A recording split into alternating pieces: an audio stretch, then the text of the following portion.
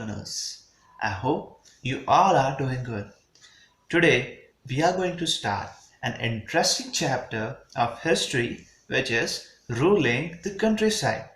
Till now, we have studied that how the Britishers came to India for the purpose of trading, and then they start capturing the country. In this chapter, we are going to particularly study that what happened when British East India Company become a divan and how they exploit the peasants of our country. So let us have a look on a painting in which Mughal empires are providing divan rights to Robert Cliffs.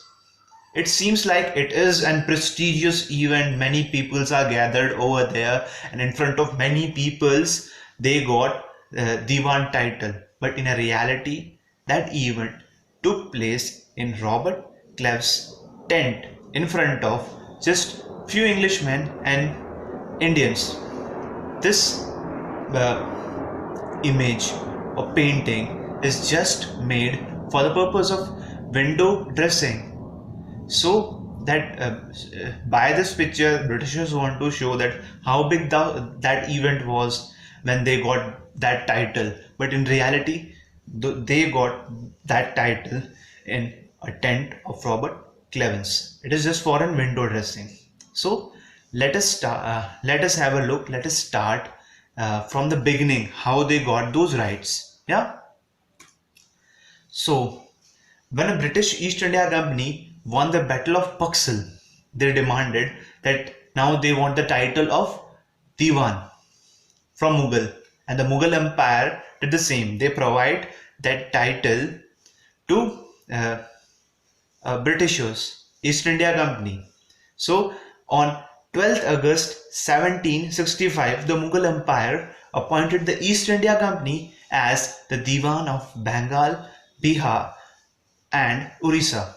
Now, from becoming Diwan, now they are chief financial administrator of these states. Now they can manage all the things related to these states. Yeah, they can manage all the financial things in these states. Now they are responsible for administrating the land and organizing its revenue resources. Yeah, there are only a few ways. There are no companies at that time, so they are just collecting revenues. They are collecting tax from farmers, peasants. Yeah, so they are just collecting tax from peasants. As you know, a company is a trading company, so he's doing what? He's basically buying and selling those things. They take gold from their country, buy cotton and silk from our country, and sell those things to Britain and other country, and make profit.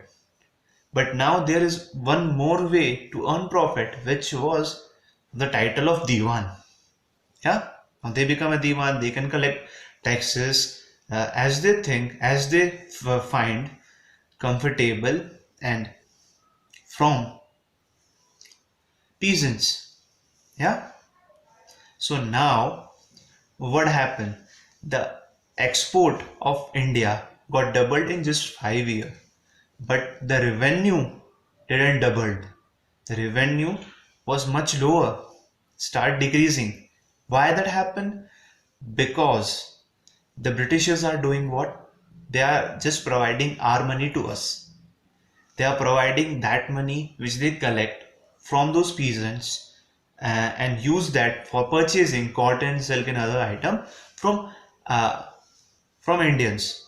So the money of India remained in India. New money was not coming. So slowly and gradually the economy start falling down. From their experience, they are aware that they are alien power. They can't take over all the things. Yeah, they did what? They didn't eliminate those powers who are ruling countryside in past, they didn't remove Mughals, they didn't remove their system, but in their way they start collecting money, taxes from peasants. So now they are just collecting and creating revenue from their company. They are not interested in improving the conditions of those peasants, and they are not willing, they are just unwilling to set up any system for assessment and collection of revenue. Yeah, because they are aware that they are just a trader in this company. They don't want to stay in this company for their whole life.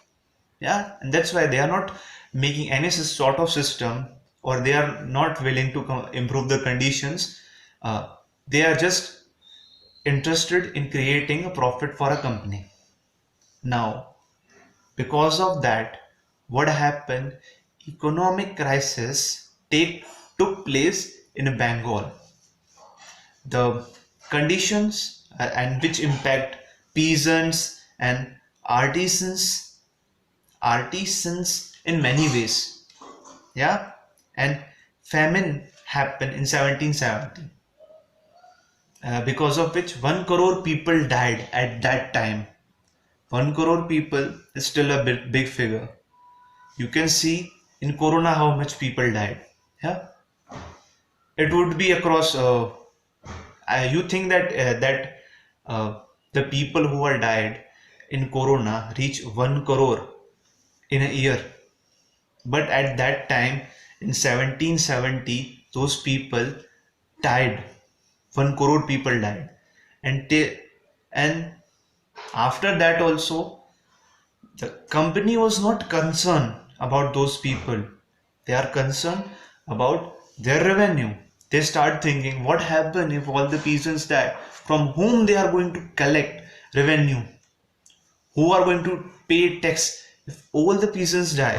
So they start discussing. Now they are feeling that they have to improve the condition of land, and if they didn't do that, they are not able to create a revenue. So they put 20 long year in debate, and then they came out with permanent settlement in 1793, the direction of Carles Cornwallis. Yeah, what was permanent settlement? Let's study that. Yeah, so it was an agreement between company and zamindar. In that zamindar, in that agreement, zamindar were asked to collect rent from the peasants and pay revenue to the company. This would ensure a regular flow of money for that company, and zamindar also get benefited from that because the amount was fixed permanently. So zamindar think, what if they are able to grow uh, 1 ton of rice in 10 vigha? If they improve the condition of land, they are able to grow more wheats. They are able to get more wheats from that land, and they have to pay the same amount. So the zamindar can earn more money out of it, and Britishers are thinking that in this case the zamindar would take interest in improving the conditions of land. But what happened? The revenue fixed was so high that zamindar found it difficult to pay. Therefore, numerous zamindari were sold off in auctions. Now, what is auction?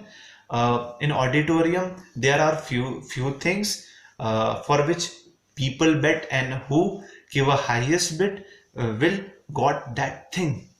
Yeah. So the title of zamindar was sold on those auction, and people who will pay more amount for becoming a zamindari got that zamindari. So several zamindaris were sold because the amount was too high that they are not able to, zamindars are not able to pay that money, because the they are not able to collect that money from people because conditions of land was not that much, production was that not that much.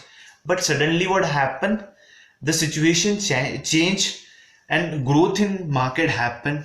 Now expansion of agriculture happened and increase in the income of zamindar also happened. Now the company is not happy because they are thinking that they are not able to gain much out of it. Now the conditions are so much good that zamindars are earning in lakhs, and now they are not able to get that much amount because they have fixed the amount which they have to get, which they could get out of it. Yeah. But now what happened, after getting so much money, now zamindars are not interested in improving the condition of land at all because they don't want to now invest in the land. They are happy with the money they had. And the cultivator also found the system extremely oppressive. Now they have to pay heavy rent to company, they have to pay to the money launder from which they got loan to grow crops, and then after there is uncertainty about their land. If they didn't pay to any of them, they are gonna snatch their land from them. Yeah. So that is what happened in permanent settlement in this system. So now you are also knowing that the company is not happy with the amount they got from the system. So they come up with a new system. What was that system? We are going to study that in a next video. So this is it for today's video. Stay home, stay safe. Thank you.